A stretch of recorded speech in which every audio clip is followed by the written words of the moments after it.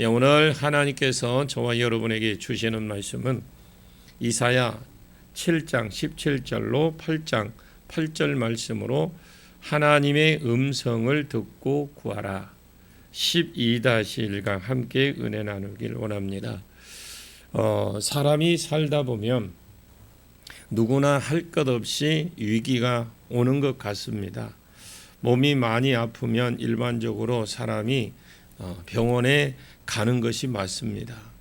병원도 하나님이 의사를 세웠거든요.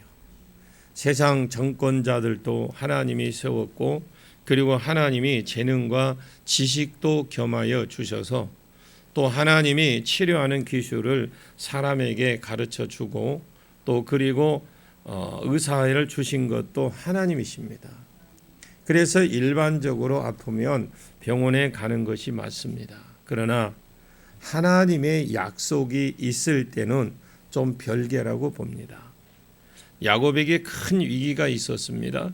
에서가 400인을 끌고 죽이려고 온다는 위기였습니다. 야곱이 일반적으로 하나님의 약속이 없을 때는 기도하고 또 예물도 주고 그런 것이 맞는 것 같습니다.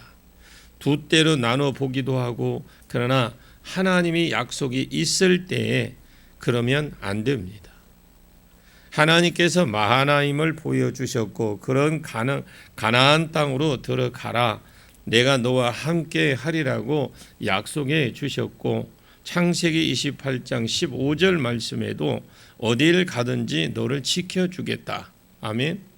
약속이 있을 때는 하나님만 신뢰하고 가는 것입니다.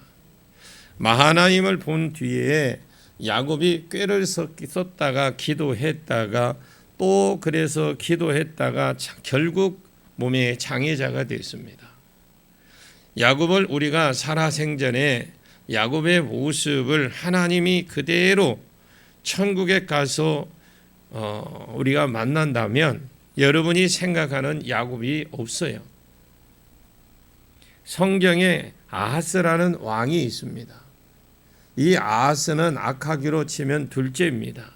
그래서 여기서 성경에서 악하다라는 거요, 나쁜 사람이 아니고 사람을 죽이고 막 그렇게 나쁜 짓을 해서 악한 것이 아니라, 성경에서 악하다라는 것은 하나님을 믿는 믿음이 없는 그런 사람이라는 것입니다. 믿음이 없는 다윗 왕가인데 믿음 없기로 치니까, 믿음이 원래 있어야 될 왕가인데 믿음 없기로 치니까 다윗 왕가 중에서 므낫세가 첫째고 둘째가 믿음이 없다라고, 그래서 악하다 이 말입니다. 그래서 하나님이 아하스를 들어서, 아하스를 두 나라를 들어서 그냥 아하스에게 이렇게 믿음 없이 행동을 하니까 하나님께서 두 나라를 들어서 그를 때렸습니다. 하나는 북이스라엘 베가라는 왕과 아람 왕 느신이라는 왕을 들어서 이 두 나라 왕을 연합군으로 만들어서 아하스를 때렸습니다. 정치적인 이유를 가리키면 뭐냐? 그 당시에 이 아수르는 세력에 너무 자꾸 남하 정책을 써서 결국 팔레스타인 지역을 정복하려고 할 때에 이 사람들이 오면 북이스라엘과 아랍 수도가 다맥성이죠. 이 다맥색 왕이 느신인데 이 두 나라가 살려고 하다 보니까 이 지역에 작은 두 나라가 연합을 형성해서 아수르 세력을 막아보자. 그래서 이렇게 저희들이 자기들끼리 연합을 했어요. 그래서 평소에 두 나라는 하나가 될 수 있는 사람들이 원수지간입니다. 두 나라가 늘 원수였는데 아수르에게 살기 위해서 둘이 손을 잡고 연합군이 됐습니다.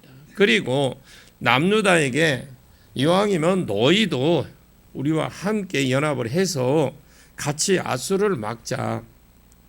이렇게 했는데 남유다는 그때 당시에 머리를 굴려본 겁니다. 회의를 해보고 하다가 결국은 이 북이스라엘과 아람과 붙으면 결국은 자기네들이 자기도 못 살겠구나 해서 어디에 붙었냐? 아수르에게 붙은 거예요. 그러나 영적으로 이게 영적이 아니라 이 아수르에게 붙었을 때 이것이 살 길이다. 자연적으로 이 둘이가 이제 원수가 되어서 이것을 이제 그 아람과 북이스라엘이 이 남유다가 배신을 하니까 이거 놔두면 안 되겠다. 아수르가 오기 전에 이거부터 쳐버리자. 그래서 쳐들어온 거예요, 지금. 그러나 우리가 영적으로 해보면 사실은 이것은 정치적인 이유이고 진짜 하나님이 하신 것은 이때에 동조 안 하게 하고 두 나라와 연합에 의해서 이것이 터지게 된 것은 하나님께서 아하스가 하나님 말씀대로 안 살았기 때문에 그 악을 하나님께서 때리기 위해서 징계하시기 위해서 주신 것이 뭐냐? 이 두 나라가 쳐들어오게 했던 겁니다. 이해가십니까?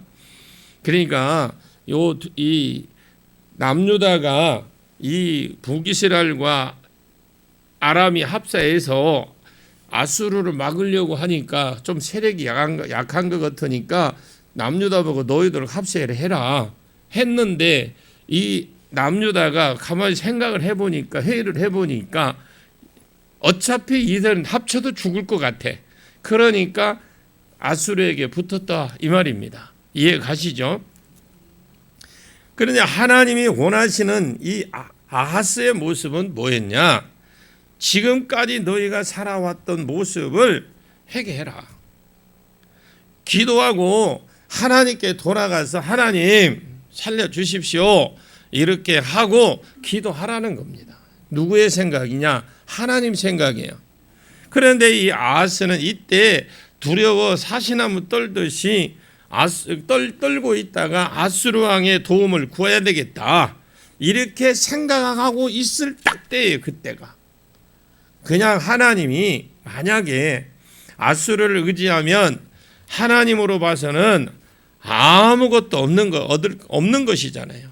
그 아무것도 없는 것이 없는 겁니다. 그래서 아하스를 때릴 때에 전쟁이 일어나면 그때 당시에 남유다가 10명이 죽고 12만 명이 사로잡혀 갔어요.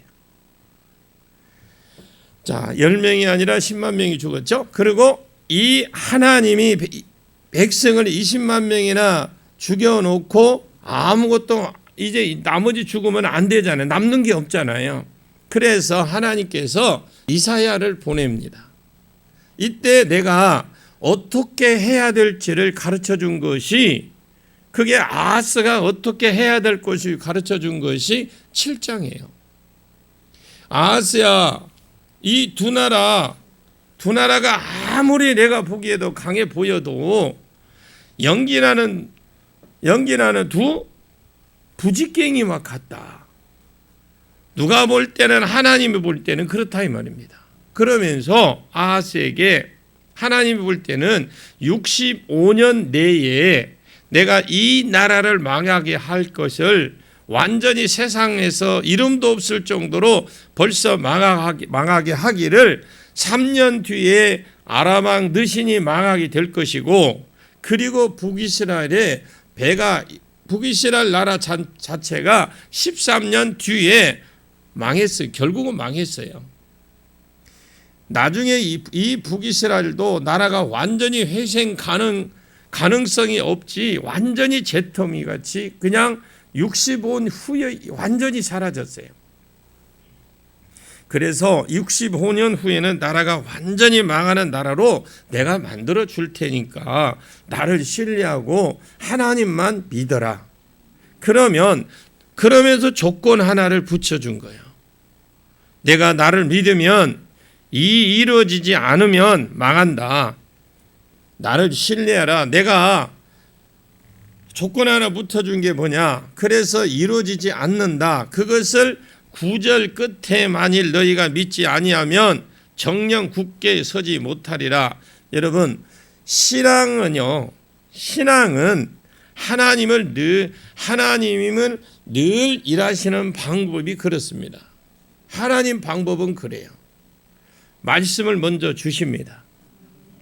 말씀을 주고 믿다가 실상이 되어지고 말씀을 주고 믿다가 실상이 되어지고 항상 말씀부터 주신다는 걸 아십시오. 그래서 말씀을 주고 이 사람들을 망한다. 아수르를 의지 안 해도 망한다. 아수르를 의지하지 말고 그냥 하나님만 의지해라. 65년 내에는 망하고 3년에 망하고 3년에 그 아랍이 망하고 13년 후에는 북이스라엘이 망할 것이다. 완전히 망한다. 완전히 세계 역사가 없어지니까 그냥 하나님이 나만 의지해라. 너는 죄를 지어서 내가 한 대 때리는 것이 아니라 너 한 대 맞고 내 말 믿으면 된다. 그냥 이거 한 대 딱 맞고 믿으면 된다. 그렇게 말씀을 주신 거예요. 조건으로 믿어야 된다. 그래야 실상이 된다. 그래서 말씀을 주셨습니까? 믿었겠습니까? 안 믿었겠습니까? 이 믿음도 아무나 믿어지는 거 아니에요. 지금 당장 적군이 쳐들어왔어요. 두 나라가 강대국을 쳐들어왔는데 하나님을 믿고 그렇게 버티고 있는 거 쉬운 것 아니잖아요. 우리가 어떤 분이 암에 걸렸는데 그냥 하나님이 너 고쳐줄게. 그냥 나만 믿어라. 그러면 여러분이 어떻게 생각하세요? 근데 믿어야 되는데 쉬운 게 아니란 말입니다. 지금 두 나라가 연합해서 쳐들어왔어요. 근데 하나님이 나만 믿어라. 이게 여러분 믿어질까요? 여러분 쉽지 않은 일이에요. 쉽다고 생각하지 안 들어요. 쉽다고.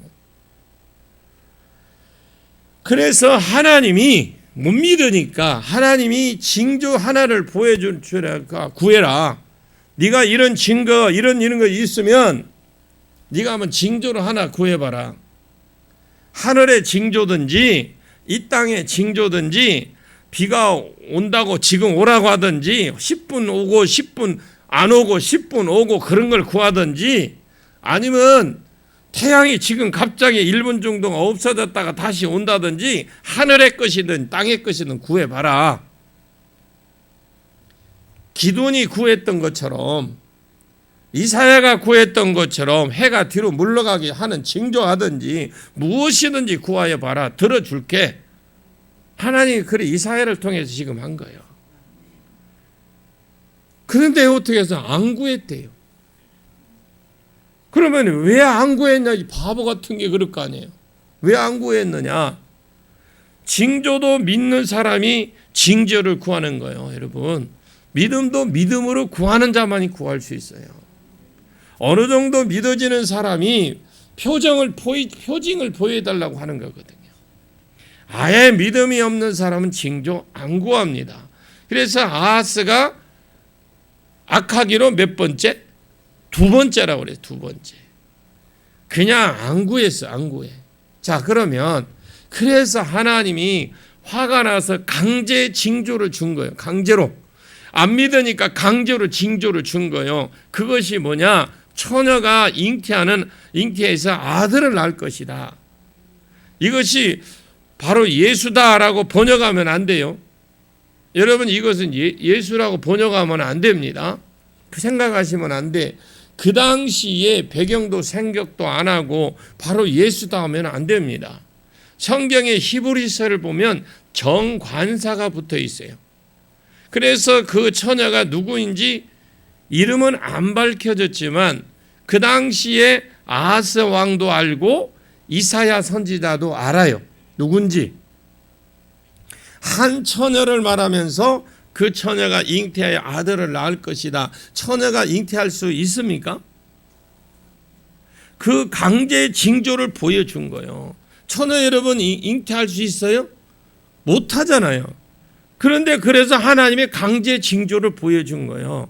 이 처녀가 결혼도 안 했는데 잉태해서 아이를 낳으면 그것은 그 이름을 임마누엘이라래. 그러면 아이 낳는 것은 한참 있다가 낳겠지만 그러나 3, 4개월 후에 되면 어떻게 해요? 배가? 저처럼 이렇게 배가 나올 거 아니에요. 저 임신한 거 아니에요.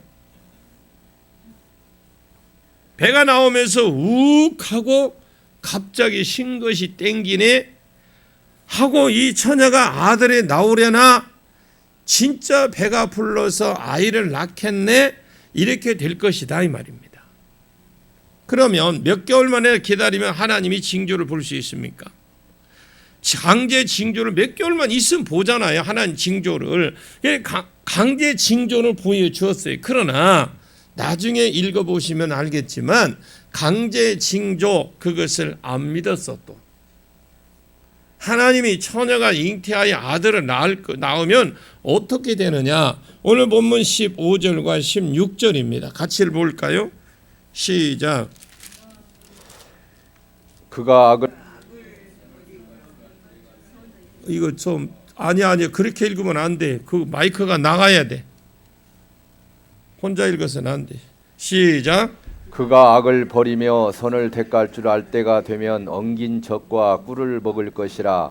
대저 이 아이가 악을 버리며 선을 택할 줄 알기 전에 내가 미워하는 두 왕의 땅이 황폐하게 되리라. 지금 그가 악을 버리며 선을 택할 줄 알 때가 되면 그랬죠.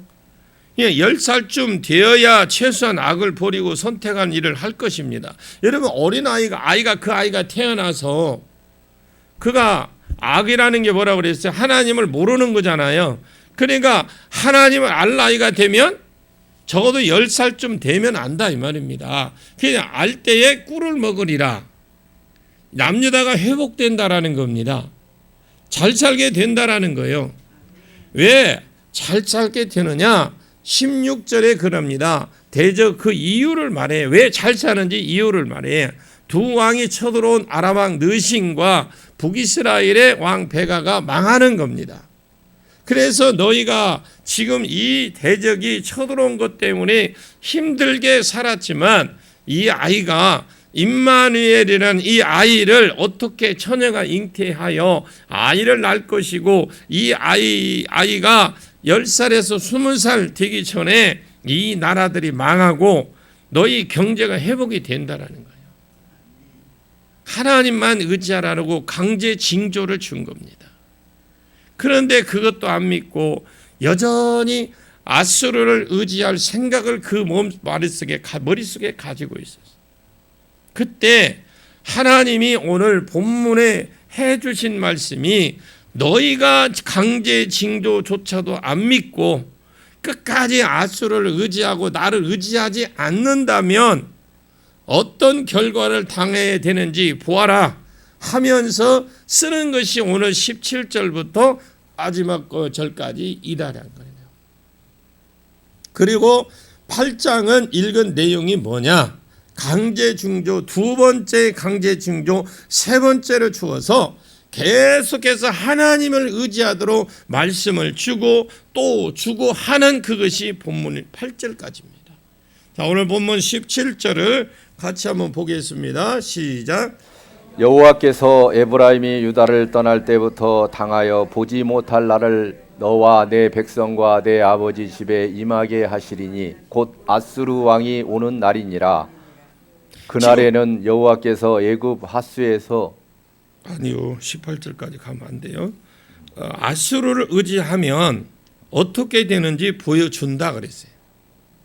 내가 아수르를 불러온다면 그런 일들이 있을 것이다.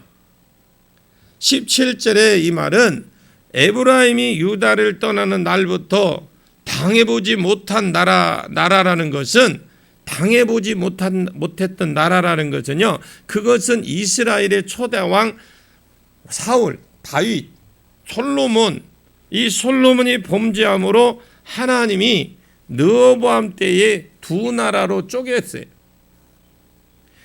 르호보암과 여로보암이 남유다를 북이스라엘에 떠난 에브라임은 북이스라엘을 말해요. 북이스라엘 에브라임이 남유다를 떠날 때부터 이것을 분열 왕국이 시작이 됐던 겁니다. 우리나라는 남북으로 나누어진 날부터 지금까지 한 번도 이런 고난이 없을 고난이 이 없었던 환란이 있게 될 것이라. 이 휴전선이 되니까 어떻게 늘 옛날부터 지금 평안한 나라가 아니잖아요. 그러면 나누어진 것이 930년경에 나눠지고 지금 730년경이 이 당시에요. 그러면 한 200년 동안 이 나라에서 보도 못한 환란이 있을 거라는 거죠. 하나님을 떠나면 네가 계속해서 그렇게 고역하면 200년 동안 이 나라에서 아직 지금까지 한 번도 겪지 못했던 일들을 겪을 것이다. 그러면서 오늘 본문 18절을 같이 봅니다. 18절 시작. 그날에는 여호와께서 애굽 하수에서 먼 곳에 파리와 아수르 땅에 벌을 부르시리니 지금 그날에 여호와께서 애굽의 하수에서 먼 곳 파리와 이것은요 애굽 백성들을 말합니다. 파리와 그리고 아수르 땅에 벌을 벌 있죠. 웽하는 꿀벌 이런 거 벌을 부르시리니 이것은 지금 남유다가 지금 아수르를 의지하려고 하고 있어요. 아수르를 부르면 비유로 치면 아수르는 벌이라고 보시면 돼. 이 벌집을 건드리면 어떻게 해요? 큰일 나요. 여러분 벌집 보거든 함부로 건들지 마세요. 벌집 건드리면 죽어요. 잘못하면. 이것을 부르면 어떻게 되느냐? 지금 어느 나라 패권 싸움이냐? 남방 지방에 있는 가장 강대국인 애국과 북방 지역에서 가장 강대국인 그 당시에 아수르와 지금 패권 싸움을 하고 있어요. 그러면 지금 애굽 사람들은 어쩔 수 없이 그 지역을 도울 수밖에 없는 상황이야. 왜냐하면 이 사람들이 안 도와주면 이 사람들이 지금 어떻게 보면 이 사람들이 경계선 같은 곳에 있거든요. 있으니까 역할을 하고 있는데 이 사람들이 무너지면 자기들에게 쳐들어올 거니까. 그래서 이 북이스라엘과 남유다 이쪽을 지금 지원해 주고 있단 말입니다. 세력을 더 커서 여기를 쳐들어오기 때문에 자기가 지는 거잖아요. 오히려 한 나라 잡으면 세력이 자꾸 커지니까 애굽이 그러니까 계속 오면은 자기네들이 무너지니 약해지니까 계속 지금 받고 있는 거예요. 어쩔 수 없이 애굽은 약소국들을 도와주도록 되어 있단 말입니다. 이 사람들을 더 내려오면 방비 전쟁을 할 수밖에 없는데 그래서 아수르를 너희가 부르게 되면 어쩔 수 없이 이 밑에 있는 파리도 나오게 될 것이다. 그 방법에 전쟁을 하기 위해서 모인 곳이 그래서 어디냐? 그곳이 접선지가 된 겁니다. 자, 그래서 남유다는 아수르가 쳐내려오면 그러니까 자기네들에게 올 것이고 그리고 이 사람들이 방비하기 위해서 올라오면 서로가 이렇게 올라오는 그 중간 지점이니까 자기 나라 싸움 붙이면 분리를 하니까 그래서 너희 나라가 접선지가 되어서 200년 동안 한 번도 환란이 겪어보지 않았던 환란이 겪을 것이다. 그러니까 서울 가려면 천안산거리 걸쳐가듯이 치려고 이 전쟁을 하려면 자기들이 지나가는 거예요. 또 이쪽에서 치면 자기 집 나라를 걸러가 이런 식인 거예요. 그래서 이러한 가정 속에 흘러든 무려 200년 동안 이런 환란을 겪어야 될 것이다. 그러면 여러분 강대국 전쟁하려고 지나가 버리면 어떻게 해요? 초토화되잖아요. 얼마나 힘들겠습니까? 우리 영적으로 생각해 보십시오. 우리의 신앙이 그렇습니다. 그래서 너희가 200년 동안 한 번도 겪지 못한 걸 겪을 것인데 그래서 그 아수르를 부르지 마라. 아수르를 의지하는 것이 오히려 너에게 고통이 된다. 하나님의 언약이 없을 때는 병원에 가십시오. 사람이 하는 것입니다. 하나님 말씀이 딱 주어졌을 때는 하나님을 의지해야 되지 다른 행동을 하면 내가 터지게 돼 있어요. 머리 굴리는 것이 손해입니다. 그러면 19절에서 20절 보겠습니다. 19절에서 20절 같이 읽습니다. 시작. 다 와서 거친 골짜기와 바위 틈과 가시나무 울타리와 모든 초장에 앉으리라. 그날에는 주께서 하수 저쪽에서 세내온 삭도 곧 아수르 왕으로 내 백성의 머리털과 발털을 미실 것이요 수염도 깎으시리라. 여러분들이 읽는데 뭐가 이해가 잘 안 돼도 자꾸 들으시라고 그랬어요. 읽고 오시면 조금 나을 거고 안 읽고 오면 뭔 말인지 잘 몰라요. 여러분들이 자꾸 읽으시고 들으십시오. 온 세상에 애국 군대와 아수르 군대가 싸우는 그런 땅이 유대 땅이 그렇게 될 것이다 말이에요. 그들이 딱 와서 접선지가 애굽 땅인데 아니 유대 땅인데 너희들의 이 다른 나라들이 전쟁 벌이는 것이 너희 나라가 될 것이다. 그러면 남의 나라가 와서 자기들의 와서 자기 나라의 싸움을 붙으면 어떻게 그냥 가만히 있어도 자기네들 피해를 볼 수밖에 없고 그런 그 고통을 겪게 될 것이다. 전쟁터가 되는 거죠. 전쟁터. 그래서 20절은 아수르 왕의 속을 딱 하나님이 미리 보여준 거예요. 어차피 지금 도움을 요청하지 않아도 애국과 이게 싸워야 되기 때문에 애국을 먹어야 되기 때문에 걸쳐 가는 수밖에 없어요. 그러니까 네가 의지하든 안 의지하든 너는 어차피 그 너희 나라가 이런 고통을 겪게 될 것이다.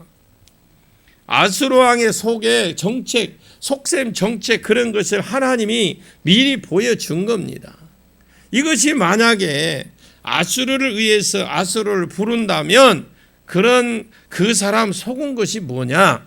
그날에는 주께서 하수 저쪽에서 온 세네의 온 삭도 온 아수르 왕으로 여기 하술은 유브라데 강입니다. 유브라데 강 저편에서 온 삭도 온 아수르 왕이 내 백성의 머리털과 발털을 미실 것이요 그랬죠. 수염도 깎으리니 이게 무슨 말이냐면요. 내가 만약에 아수르를 의지하고 아수르를 딱 불러들인다면 지금 이 두 나라는 자기를 치려고 하기 때문에 이때 도와달라고 세뇌해 온 삭도들이다라는 거죠. 예를 들어서 그런 겁니다. 어떤 사람이 나를 괴롭히는 사람이 하나 있어요.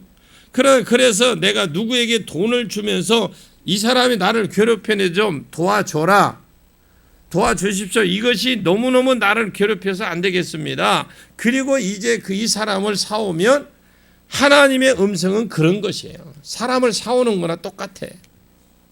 그 사람이 와서 내 돈 먹고 그 사람을 때리고 저 사람에게 챙길 것을 또 그러잖아요.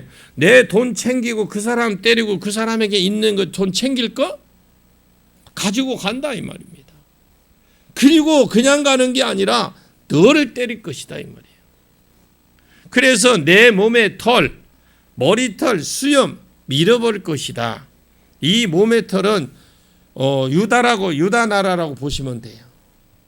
이 털은 유다 백성들을 말합니다.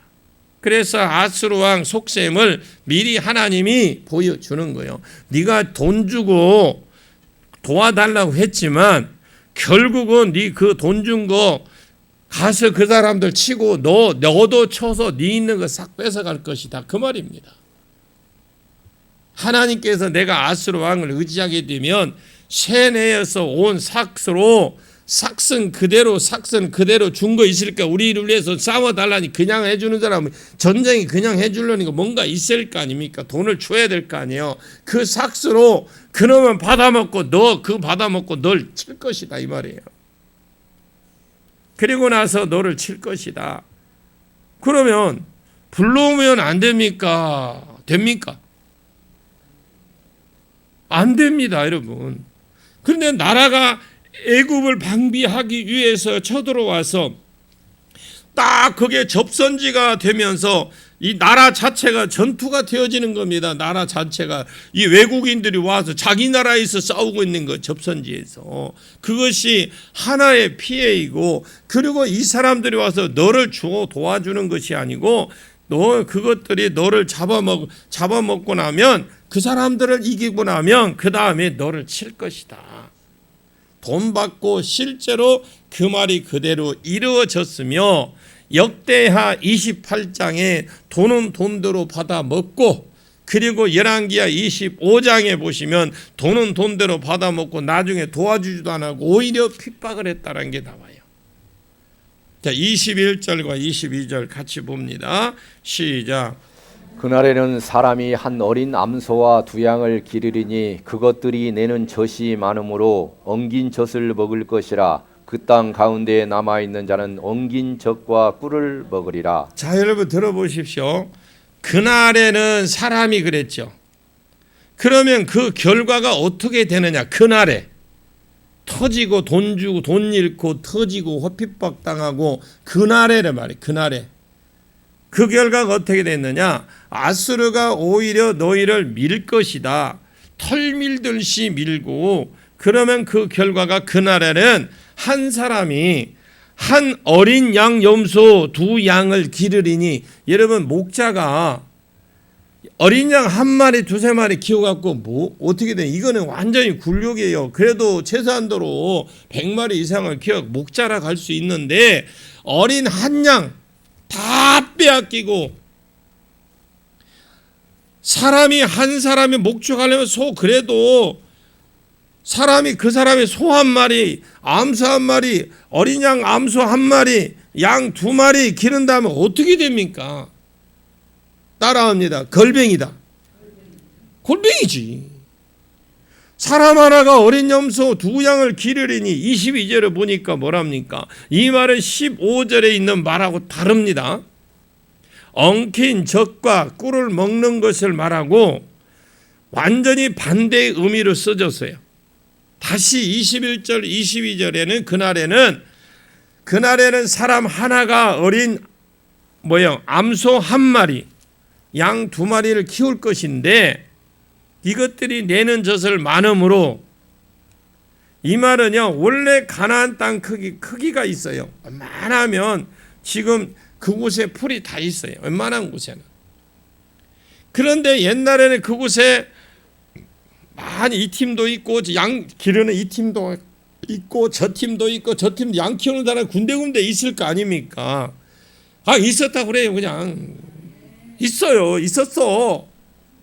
그런데 이 초장 때문에, 오늘날 우리의 주차 문제 때문에 전쟁을 많이 했잖아요. 오늘날 주차 때문에 얼마나 정신적으로 신경적으로 얼마나 지금 합니까? 아브라함과 롯이 다툰 것처럼. 그런데 이제는 가축이 잡혀가고 사람들이 죽고 포로로 잡혀가고 가족들도 다 빼앗기고, 그래서 이스라엘에 남은 것이라고는 겨우 한 사람이 겨우 암수 어린 양 한 마리, 양 두 마리 정도로 키우고 있고, 초장은 반면에 넓으니까 소와 양들이 이 풀들을 풍족히 많이 먹어서 젖을 많이 내고 그 젖이 남아 돌아가는 거예요. 그러면 무엇을 만든다라는 겁니까? 엉킨 젖을 만들고, 그래서 초장에 나오는 이 들판 위에, 들판의 바위 근처에 있는 꿀 같은 것이 있습니다. 바위 근처에. 그래 이 엉킨 것과 젖과 꿀은 먹게 될 것이다. 한마디로 망한 것입니다. 상대적으로 사람이 없잖아요. 젖이 나더라도 그 짐승 짜서 먹을 그들이 먹고 살았으니까. 그런데 이게 사람이 없으니까 남아 돌아가는 거예요. 먹을 사람이 없어요. 양이 양 소 한 마리하고 양 두 마리 그 낸 젖도 남아 돌아가더라 이 말입니다. 먹을 사람이 없더라는 거죠. 땅은 넓고 사람은 상대적으로 다 포로로 잡혀가고 망해서 없으니까 양 두 마리하고 소 한 마리가 젖 낸 것을 남아 돌아간대요. 그래서 22절에 그 내는 젖은 많다라고 표현된 거예요. 그 젖 내는 것이 많으므로 버터를 먹을 것이다. 무릇 그 가운데 남아있는 자는 엉킨 젖과 꿀을 먹으리라. 이것이 첫 번째 현상, 두 번째 현상이라는 거죠. 여러분 부자 되십시오. 부자가 되는 것은 하나님 말씀에 순종하는 것밖에 없어요. 내 뜻과 안 맞아도 그냥 순종하십시오. 그래서 23절과 24절 한번 볼까요? 그날에는 전구루에 은 1000개의 가치가 있는 포도나무가 있던 곳마다 찔레와 가시가 날 것이라. 온 땅에 찔레와 가시가 있으므로 화살과 활을 가지고 그리로 갈 것이요. 한마디로 말하면요, 금싸라기 땅이 됐다 이 말이에요. 여러분 땅 사는 말이 성경에 아브라함 같은 경우도 아들람 굴과 밭을 샀어요. 그 밭의 값은 은 400개를 주고 샀습니다. 3개를 주고요. 야곱은 세겜 땅에 앞에 있는 은 100세개를 주고 샀습니다. 이곳은 나무 한 그루 심을 수 있는 곳인데 값이 1000세겔짜리. 나무 한 그루가 나무 한 1000그루. 여러 나무 심으려면 가깝게 못 심잖아요. 대충 뭐 1m, 2m 띄우잖아요. 그것처럼 나무 한 1000그루 심을 수 있는 데서 값이 1000세겔짜리 찬절이가 좋은 땅이잖아요. 그 땅에도 워낙 사람들이 포로로 잡혀가고 다 죽고 나니까 포도나무가 있던 곳에 가시와 은근 귀가 나더라. 누가 관리할 사람이 없으니까 이 땅을 관리할 사람이 없다네. 다 죽어버리고 아수르가 오면 이렇게 될 것이다. 20살에 워낙 풀이 많으니까 이제 사람들이 가서 관리를 하고 포도를 하고 따고 해야 되는데 이제 들짐승들이 많아져서 화살과 활을 가지고 안 가면 못 들어간다. 왜? 짐승들이 와서 나를 잡아먹을 거 아니에요. 그러니까 못 들어간다. 짐승에게 잡혀 죽을지 모른다라는 겁니다. 심각하니 저를 쳐다보시는데 하나님 말씀이 그래요. 하나님이 지금 25절 말씀에 보면 25절에 한번 25절 보겠습니다. 25절 같이 볼게요. 시작. 보습으로 갈던 모든 산에도 찔레와 가시 때문에 두려워서 그리로 가지 못할 것이요 그 땅은 소를 풀어놓으며 양이 밟는 곳이 되리라. 이 보습은 농기구입니다. 호미, 쟁기, 괭이 이런 거예요. 보습은 옛날에는 보습을 갈던 산에도 지금은 사람이 없으니까 찔레와 가시 때문에 두려워서 그리로 들어가지 못한다. 그 땅에 소를 풀어 놓으며 양이 밟은 곳이 되리라. 한마디로 말하면 목장이 된다는. 양과 소가 이스라엘의 주를 이루고 사람은 띄엄띄엄 한 사람이 있으니까 있을까 말까 이런 세상이 되어진대요. 아하스가 악하기로 두 번째 가는 왕입니다. 그래서 하나님께서 아람 왕 느신과 북이스라엘에 배가를 치십니다. 이때 이 아하스가 해야 될 일이 뭐냐?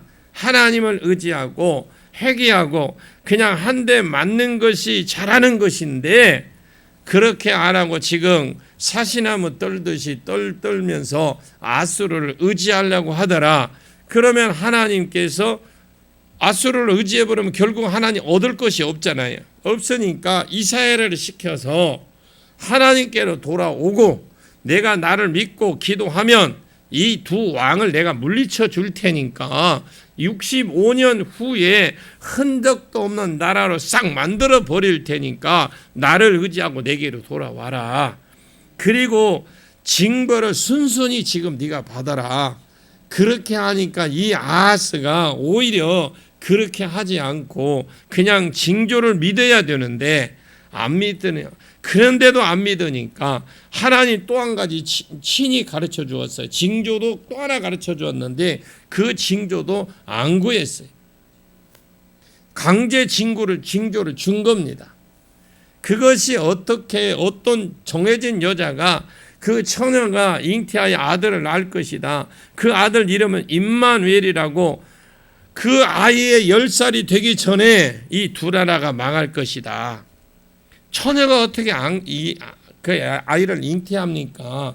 하나님 징조를 보여주는 거예요.